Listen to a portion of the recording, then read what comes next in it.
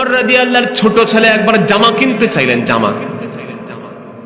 বিবি বললেন, স্বামী ঈদের দিন ছেলেটা জামা চায়, দিন না একটা কিনে। আমার বলেন না, জামা কেনার জন্য তো অতিরিক্ত টাকা নেওয়ার সুযোগ নাই, আমি তো খাদেম মানুষের, জনগণের খেদমতের জন্য তারা আমাকে নিয়োগ করেছে।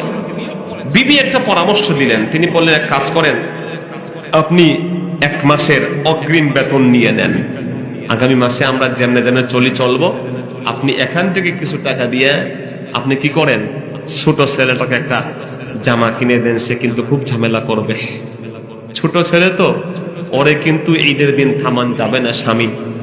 হাজরিন, ওমর ইবনে খাত্তাব তখন চিঠি লিখলেন আবু উবাইদা ইবনুল জাররার কাছে। কি চিঠি লিখলেন? যে 1 মাসের আমি বেতন চাই। সাইয়্যিদিনা ওমর পাল্টা চিঠি দিলেন। সেই চিঠি যখন পড়লেন, দু চোখ বেয়ে দর দর করে পানি পড়তে লাগলো। ওমরের বিবি তখন কাছে এসে বলেন, কি ব্যাপার, কে মারা গেছে? বাইতুল মাল কি খালি হয়ে গেছে নাকি?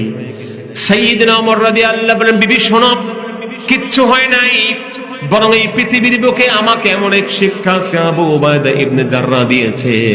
সে আমাকে পাল্টা চিঠি লিখে বলছে, ওমর আপনাকে আমি 1 মাসের বেতন দিতে পারবো 2টা শর্তে।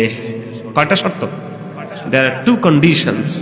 2টা শর্ত পুরা করতে পারলে আমি বেতন দিব। একটা হলো 1 মাসের বেতন চেয়েছেন, আপনাকে এনশিওর করতে হবে, এই গ্যারান্টি দিতে হবে যে আপনি 1 মাস অতিরিক্ত আরো বাঁচবেন। আল্লাহু আকবার বলবেন না? দ্বিতীয়ত, আরো 1 মাস আপনি খলিফাতুল মুসলিমিন হয়ে থাকতে পারবেন। এই গ্যারান্টি দিতে পারলে আমি আপনাকে 1 মাসের বেতন অতিরিক্ত দিতে পারবো, অসুবিধার কিছু নাই। আল্লাহু আকবার বলেন।